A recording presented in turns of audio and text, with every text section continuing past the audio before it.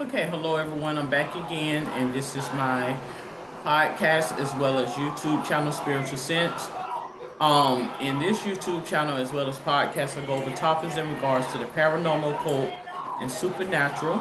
Today is October the 7th, which is a Friday, and I am going to state that this podcast as well as this YouTube channel is for entertainment purposes.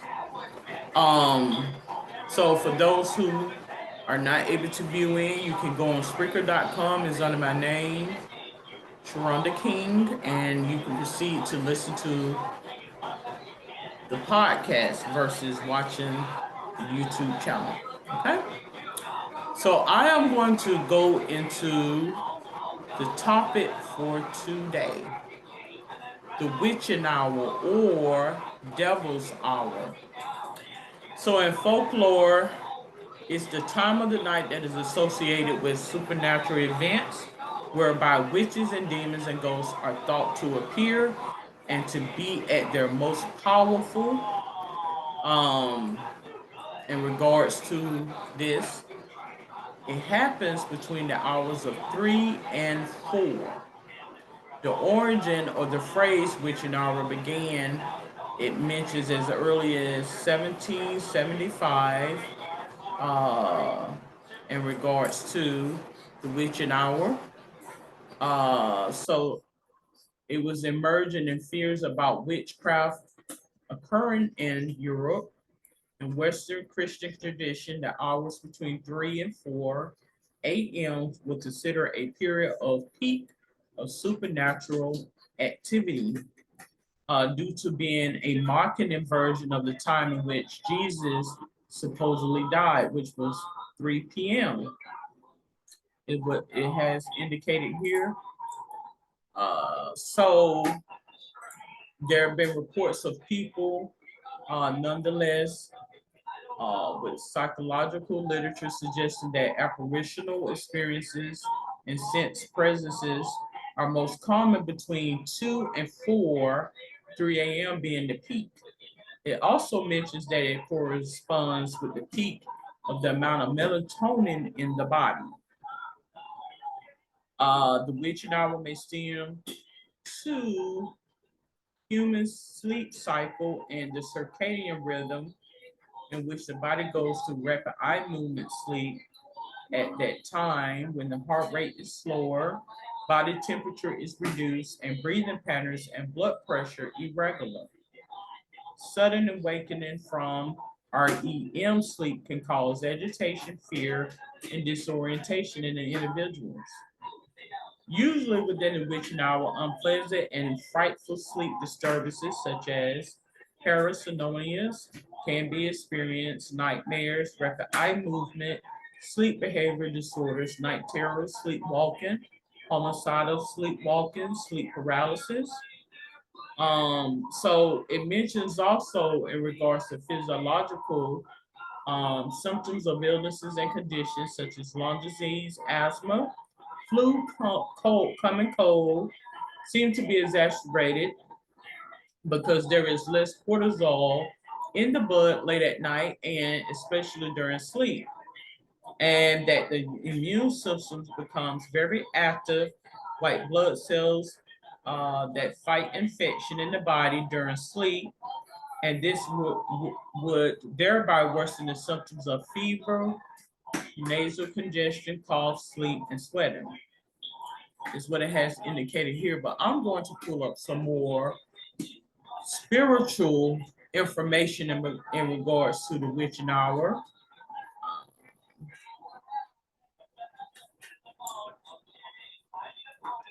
Okay, so it has 10 things that is significant in regards to the witching hour.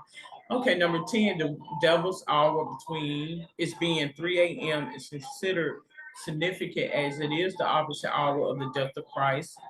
As the Bible reads, Jesus was placed on the cross at 9 a.m. and darkness covered the land from noon until Jesus' death, which was recorded as 3 p.m.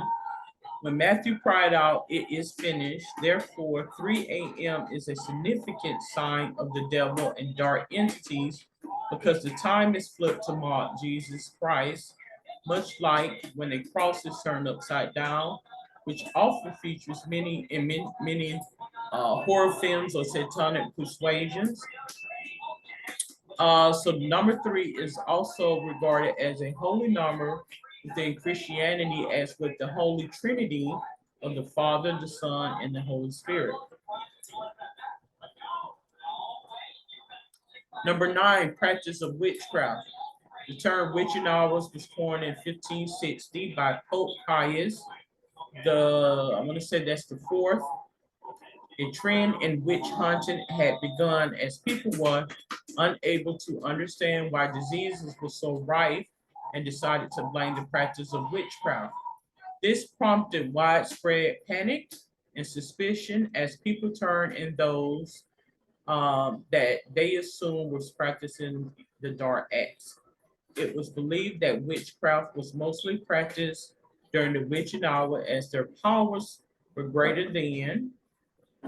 During the 16th through 18th centuries, more than an estimated 60,000 people were executed during the witch trials. The Old Testament's book of Exodus 22, verse 18 states, "Thou shalt not permit a sorceress to live," and those accused would be killed either by burning at the stake, hanging, or beheading. Dunking was also a method used during this time where an accused person would be submerged in water, and those who sank were considered innocent, whereas those who floated were most certainly a witch. Okay, so it goes on to number eight, which is the Amityville Horror. One of the most infamous horror stories in the world is based on the real life tragic events. At 3 a.m. on November the 13th in 1974, Ronald Bush DeFeo Jr. shot his mother, father, and four siblings with a 35 Marlin level action rifle while they slept in their beds. At 6 p.m. the same day, he walked into a local bar and screamed, "You gotta help me. I think my mother and father are shot." The murders took place in Amityville, Long Island, which is now known as the Amityville Horror House. So the events surrounding the murders were unusual as neighbors heard no gunshots and none of his family members woke when the first shots were fired.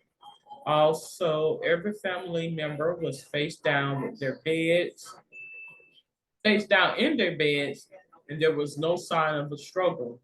The murders reinstated the belief of 3 a.m. being the hour of the devil, as DeFeo told detectives he had previously heard voices in his head and was in a trance-like state, explaining, "Once I started, I just couldn't stop. I went so fast." DeFeo was found guilty of 6 counts of second-degree murder and sentenced to life in prison. And I think that was a demonic possession, taking on the impressions of dark entities, is what I feel. Number seven, the legend of La Malahora, which is an urban legend in New Mexico, meaning the evil hour or bad hour. So the legend has it that at 3 a.m., an evil spirit appears to hunt lonely travelers at night. She has the appearance of an old woman with a demon face. And it mentions that it is said that a loved one of yours will die if you meet this entity. Those who travel in isolated areas in the countryside are warned that they will likely come across her scary appearance. It is believed the origins of the haunted legend was to scare anyone off from traveling alone late at night and acts as a warning. Uh,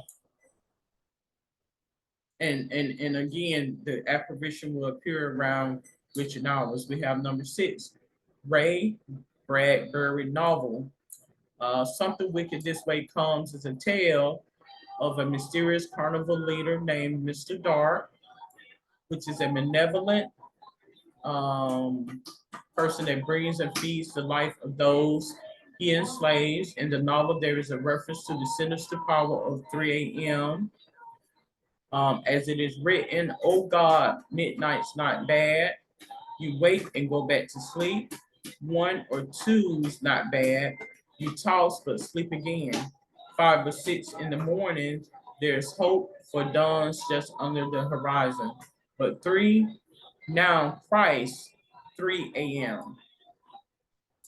Doctors say the body's at a low tide, then the soul is out. The blood moves slow.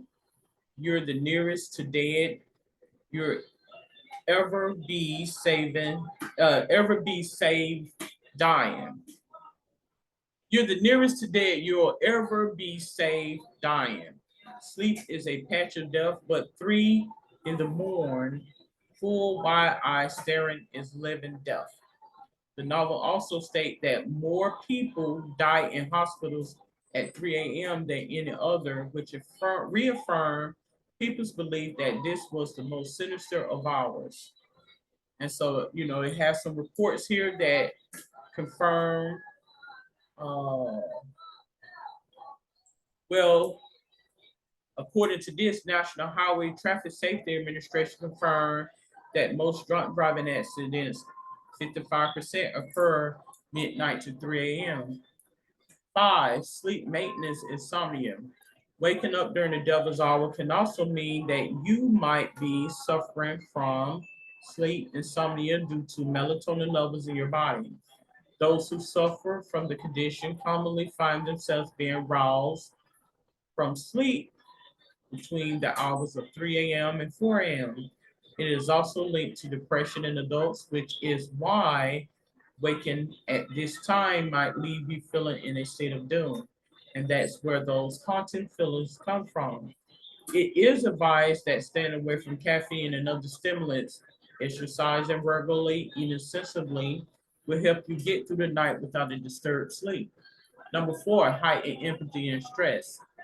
So it mentions that if you believe in ghosts, or you feel as though you're attracted to more paranormal activity, then you're more caring than others. Studies explored its difference between those who have had paranormal experiences and those who either don't believe or haven't had the experience. Those who had experienced the supernatural score higher when it comes to measuring empathy. Other reasons why you might be experiencing apparition at night could be down to the brain being triggered by stress, which create altered sensations. This also explains why many widows experience ghostly visits from their lost loved ones because they have been through extreme stress and despair. When you wake shaking in the middle of the night and your eyes dart around the dark room, you will likely catch something sinister as your mind is frantic with stress. I do believe that, but I also believe that it's still spiritual ultimately. 3 a.m. challenge viral trend. I'm not going to read that because that's on to something else, but I'm going to proceed with number 2, the 8-hour sleep myth. Historian Roger F. Rich had a very different explanation for the devil's hour, yet certainly more scientific, I'm sorry. So it was a 16-year-long research into sleep discovered that idea of a 8-hour sleep is a very modern trend as our ancestors would sleep at two different times in the day. Many decades ago, we would sleep 2 hours after dusk, then awake for 1 hour or 2 hours before falling back to sleep again. Instead, laying in bed, peeking out from under our blankets in the hopes a ghost or demon doesn't come along to snatch us, we would get up and be active. Activities during this time range from reading, writing, praying, or copulating with your partner in bed. In 16th century France, it was advised that this was the best time of night to conceive. The two periods of sleep in a day pattern is also apparent in the earliest English ballad, and I'm not going to go too much into that. Okay, so number 1, EMF. Roger Eckridge's research also found that we were more likely to wake during the night due to domestic appliances rather than paranormal activity. Cell phones, TVs, stereos, air conditioners all emit wireless energy known as electromagnetic field, and many of these were sleep. We sleep right next to us. The light on our cell phones slows down the production of melatonin, which is the hormone that controls our sleep cycle. Many of us will be staring at our phone screens late at night, reducing our melatonin, and then left wondering why we are experiencing a night of disturbed sleep. The use of electronic devices late into the night also keeps our brain alert. So you will be more likely to see that strange shadow dart across the room and believe something is there when likely it's not. Most ghost hunters use an EMF meter to determine if something from the paranormal is present. Unexplained fluctuations on the meter determine whether you're in a hot spot for ghostly activity or not. So I'm going to also mention that I do believe a lot of the devices, electronic devices and things has a lot to do with the brain and how it disrupts the chemistry within the brain in order for us to go through sleep. Ultimately, it's spiritual. I think by spirit it will manifest in the things that are transpired. So I'm not going to say that because we are based by science that a lot of that is not true, but ultimately it's in the reverse. The paranormal activity is bringing clarity and insight in what is logically presented. So that may not be the case in all circumstances because some people can very well study their phones and thing and go right to sleep. So it's spiritual more so than anything. So let me see if I'm able to pull up some more information in regards to the devil's hour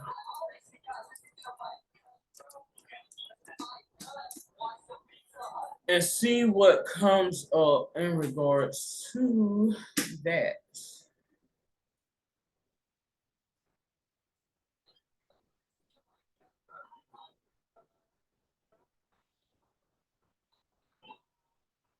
Maybe I will put in the witching hour. The witching hour.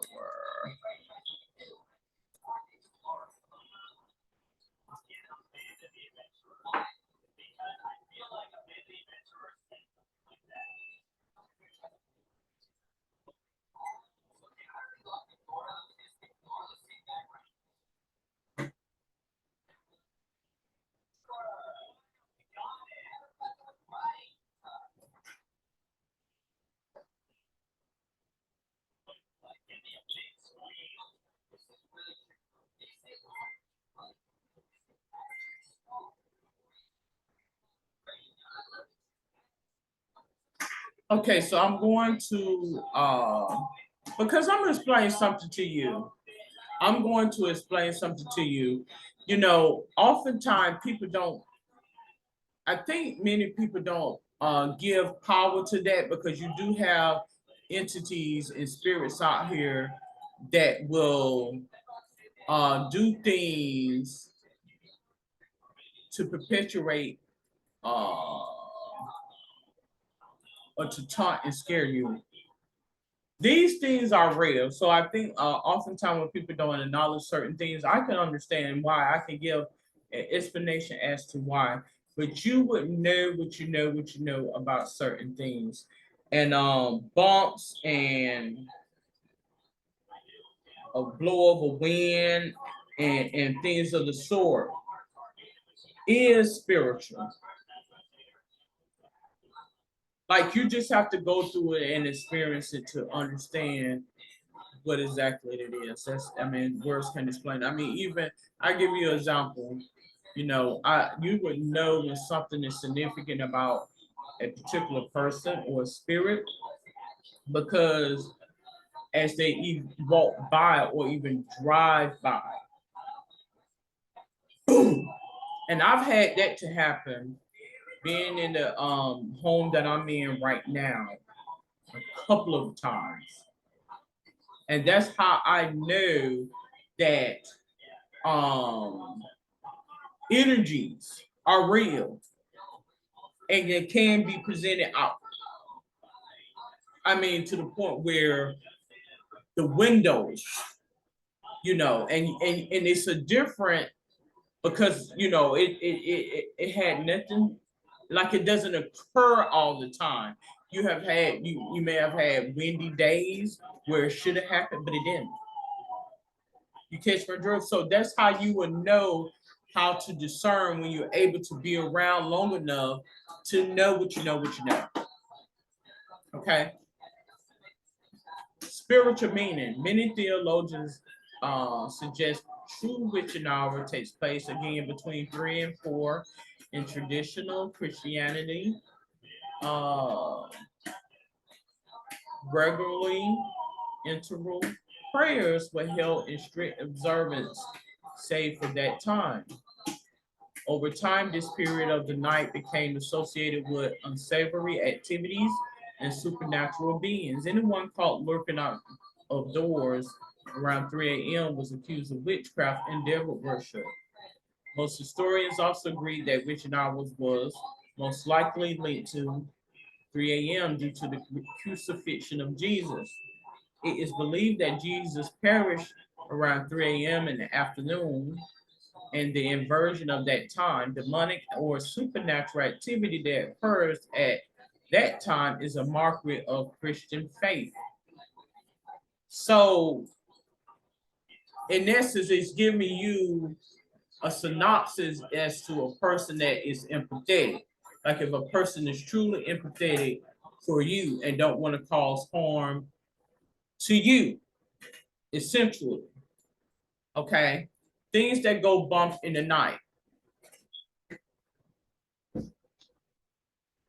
Ghost hunters and paranormal enthusiasts would have you believe that the barrier between our world and the other world of the supernatural is weaker, more penetrable during the witching hour. Ghosts, poltergeists, and other apparitions require less energy to make contact with the living, is what they have indicated here.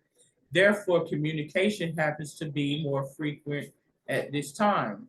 Sensitives, or people who are, by their very nature, more attuned to the world of the dead, to tend to have more empathetic experiences in the dead of night as well. Perhaps it is merely because places are often quieter at night, and therefore empaths are able to more readily register and take notice of energies around them. I just mentioned this. I just mentioned this.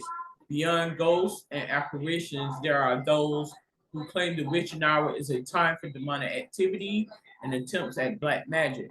Dark rituals and communications with the devil have a greater chance of success at this time. Again, theologians debate this rise in activity is a direct response to the death of Christ. So, as I mentioned,